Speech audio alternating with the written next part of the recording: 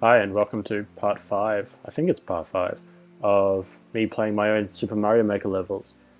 Where are we up to? I believe we did Jerk Course Study 2 last time, was the last one. We kind of worked through my kind of visually, aesthetically pleasing ones into me just starting to do one-trick pony hard ones that not many people liked, into my second attempt to do a kind of Kaiser Super Mario-esque level, which I really enjoyed. Actually really liked that level.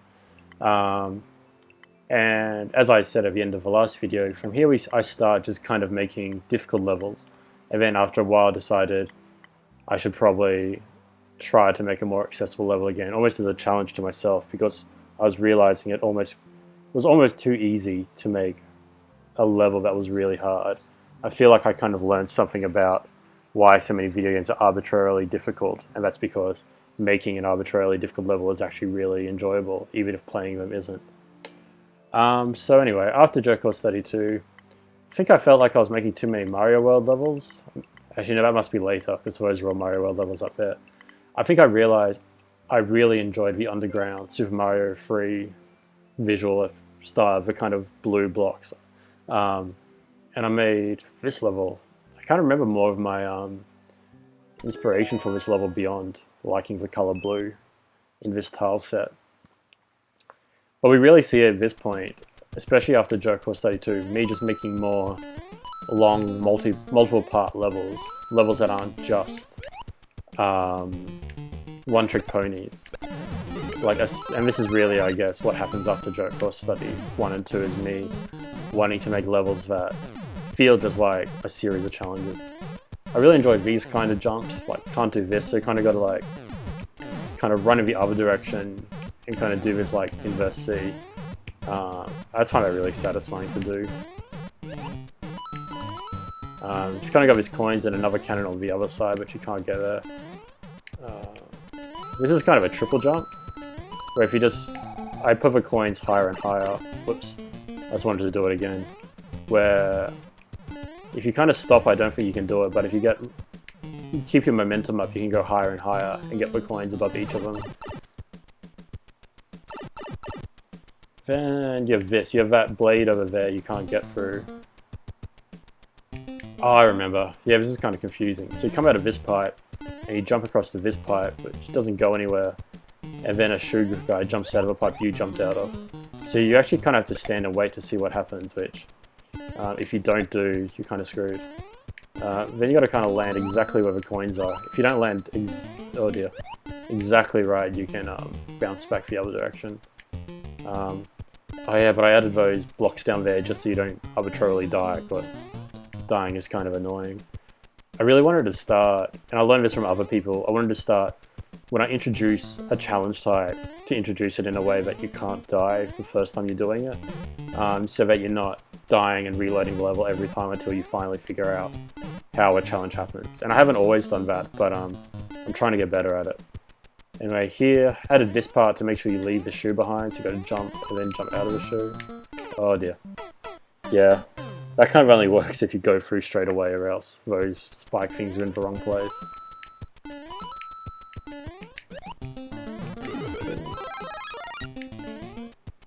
You can see again the background of those spiral things, I've copy pasted all of them. Clearly, was still enjoying doing that.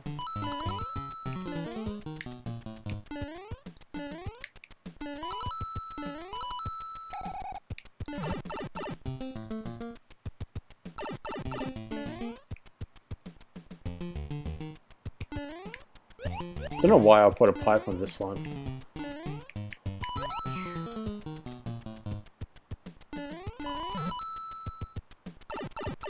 Yeah, that's just clearly not very well designed, is it? You have to use those to get that. It took me ages to actually place that in such a way that it would always get hit, because sometimes they overshoot it, and if they overshoot it, they bounce off this one and come back and get it now. So I pretty much just added a lot of coins around, because it's a gold mine. Like, the yellow and blue is just kind of a nice thing together. Also kind of beanstalk puzzles, like you have to walk on top of this one to make that beanstalk go down, and then you go up that side. And then once you go up this side, you run down this pathway and make more beanstalks appear.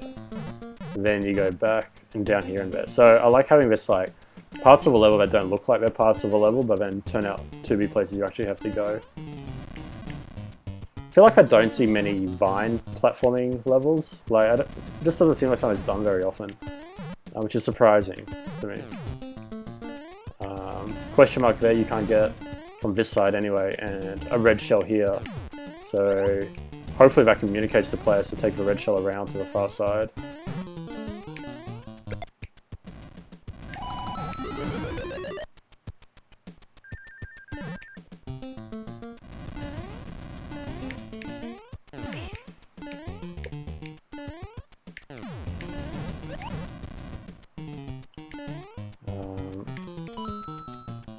All those rockets are just there for visuals. This is just a one-up kind of section, but I really like having to do run and duck and jump to not get killed by that guy. And then it doesn't really tell you anywhere to go. And I think at this point I was thinking about, there's a Super Mario World haunted house where you essentially go through a level in a narrow corridor, and then you have to walk back on the outside of a level, and like I was always really amazed by that. So this is really just you have to walk back on the outside of a level. Because there's nowhere else to go. And then I just really wanted to try to make it feel like you escaped. Was really what I was trying to go for there, which possibly means it's not well signposted at all. And then we're back here where we were able to see earlier. Have a mushroom in case of, and now we've got more of these dudes.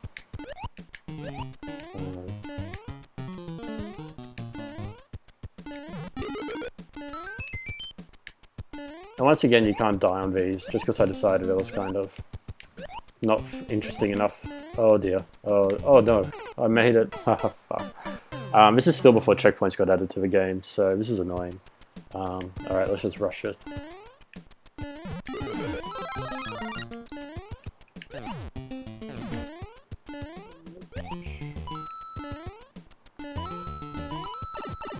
Whoops. Yeah, if I didn't have to like completely delete and re-upload every level, I would very happily go back and add checkpoints to all of these, but it's just such an effort.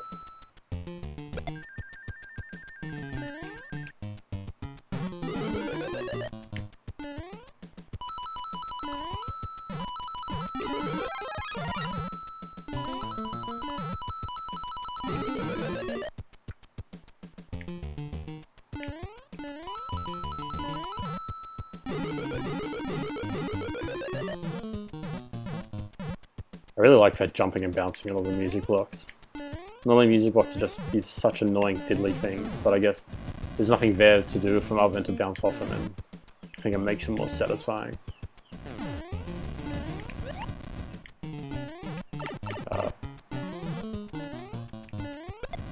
Maybe I should stop rushing.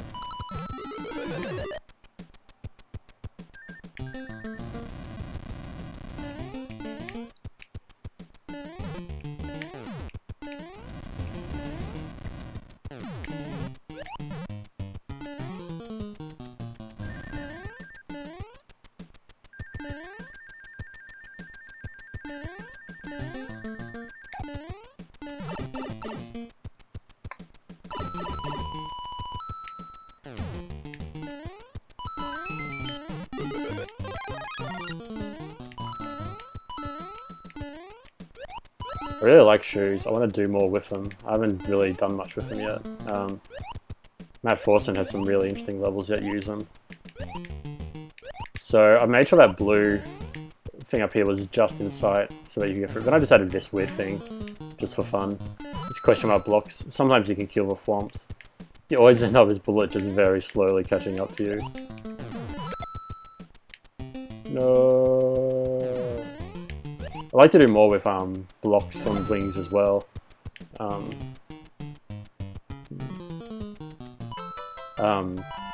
I don't know what, they're very fiddly, like to get consistent, but I don't know. Anyways, I'm pretty happy with that level, just as a solid, straightforward, here is a level. That was good times. What's next? Okay, so this is probably one of the more fiddly levels I've made. Real fiddly. Yeah, 3 out of 436 attempts. People don't seem to hate it though. It's got 5 stars. It's pretty much another jerk course. Another course, Todd Harper hated this course as well, entirely understandably. I guess you'll see why. So this first part, I really, really love jumping on P-switches and then jumping again before the P-switch entirely disappears. I find it really satisfying to do, but maybe not very obvious if you don't know how to do. So there's kind of like 2 frames where the P-switches disappear, and after the first frame, but before the second frame, you have to jump off it again. I've got my TV muted, so I might miss this jump. Yeah, that probably looked really stupid on a video. Alright, I'm going to turn the volume back up a bit. I'm trying to avoid the echoing that's been in some of the existing videos.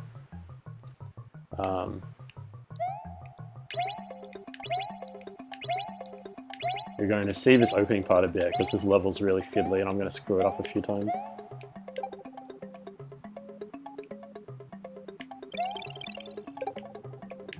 There we go. Right. So this section shamelessly stole the idea from the Raikkonen, the really hard level that Patrick Klepek was trying to complete on his what's it called? Mario Maker Mornings, which is an amazing series. You should be watching that instead of this. Some guy, I forget the name of the guy who made it, Reich is in his name, from Giant Bomb, made Patrick a level that Patrick had to complete. Really, really obtuse puzzles, really incredible level. Amazing video to watch. Anyway, so this puzzle, the conceit I stole directly from that.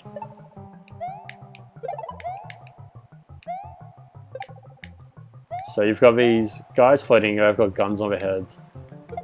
And if you knock them down, this guy drops a power block. This is annoying.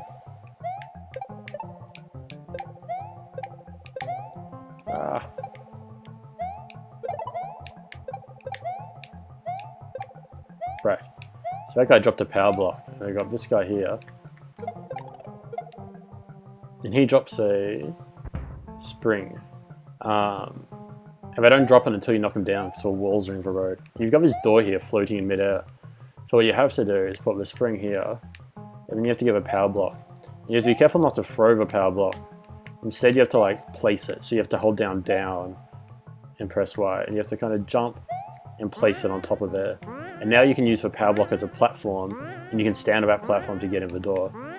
I think that's amazing. I love like using different ways to get into doors. The puzzle on the other side of this I have to act on immediately, so I might just let you watch and I might not, I'll say what I'm doing. So you fall through here and you immediately land on another P-switch block, which is super jerky. And then you got a few seconds, you got to get that, and then you got to throw this guy up, and then you got to get up yourself. Super, super obtuse. And then you throw this guy up again. That guy's throwing bones at you because, oh, I've done it wrong. That guy's throwing bones at you because he's respawned. Oh, cool, I can get up. I just broke my own puzzle. I was meant to get that question mark as a bean as well. Then I've got to continue carrying this guy.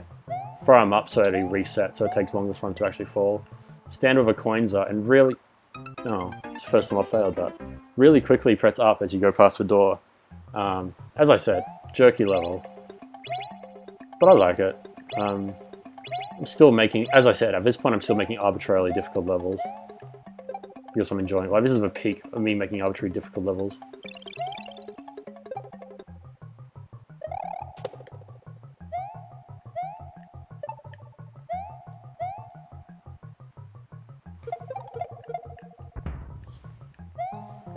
All those bits like crunching, it's so satisfying. Like the bone guy losing his wings, then getting crushed by the gun. Goomba getting crushed by the gun.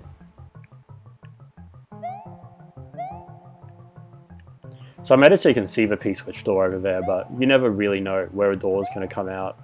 So it's pretty jerkish. I'd probably be pretty pissed off if I played this level.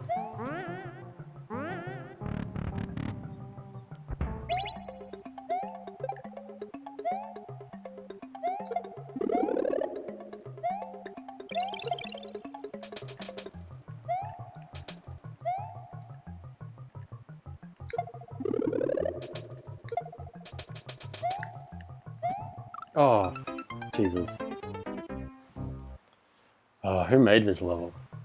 Right. This never gets old though, like, I could just do this all day. I could make a whole level of just jumping on P-switches.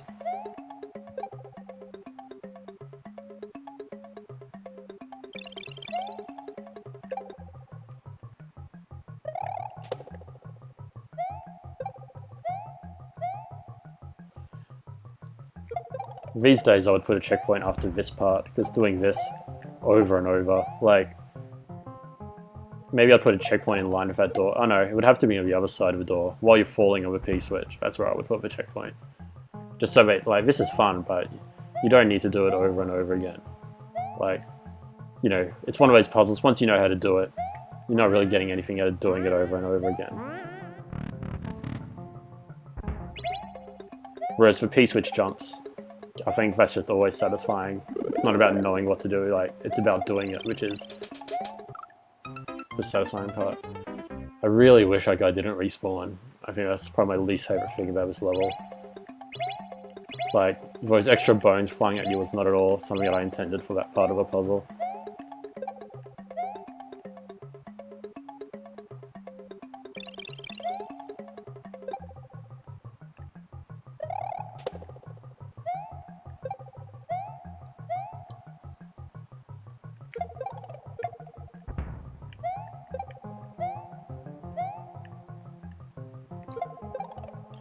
Maybe I should have made it so the Goombas just walk off a cliff there, so you don't just end up with like a gazillion Goombas there if you don't act immediately.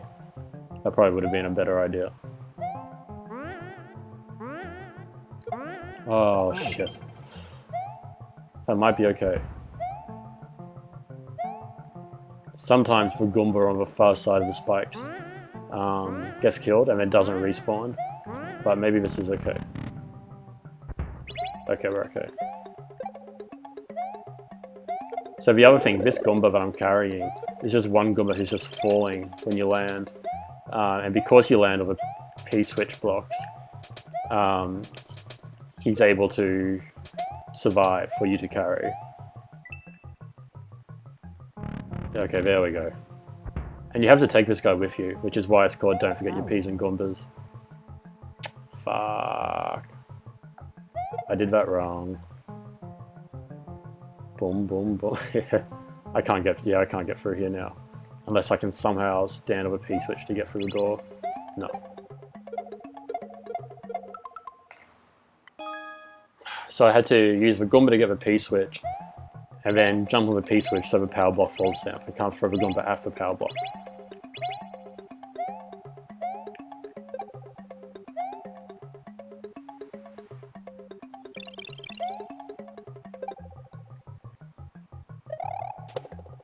Let's do it again.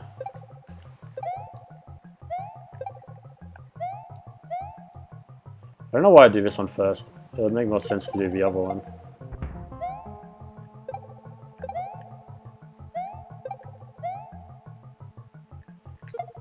Like, do this one, put the spring in the right position, and then just get... then just make the power block fall down and just take it immediately.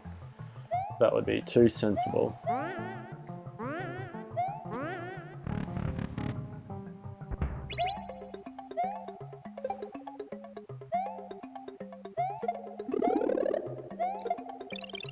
Yeah.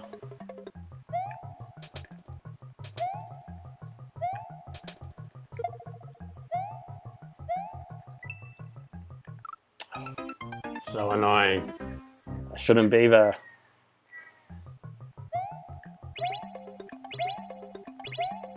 This might be the most annoying level I've ever made.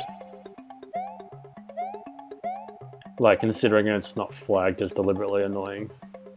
It just makes it even more annoying.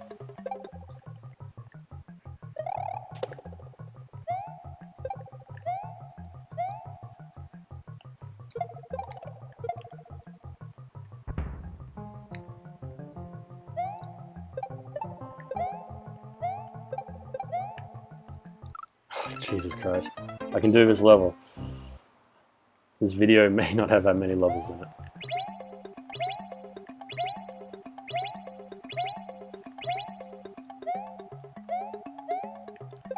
See, in this puzzle, having to wait kind of gets annoying when you're repeating the level over and over. Like, waiting isn't really that fun very often since it's generally just doing nothing.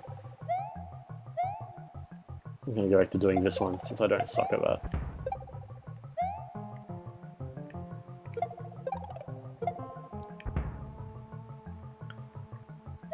The other thing this level does, which I stole from the Awakening, is taking Goombas through doors, like being able to carry things through doors, is not something I ever knew you could do. So that's something else I stole from that one.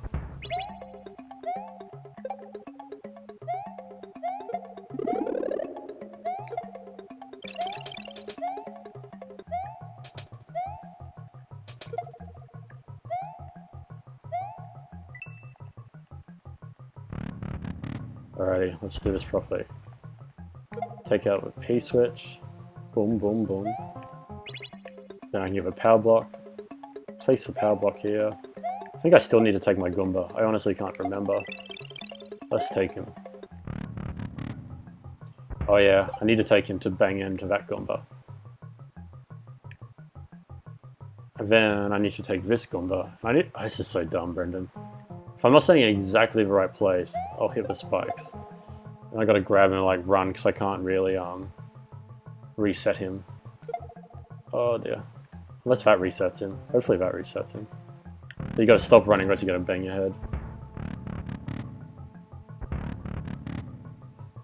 Anyway, I'm just gonna re-throw him to reset him. So yeah. So I think I said this, you throw them up and then we just throw them at all, and up is the easiest, and then they don't come back to life, which is important.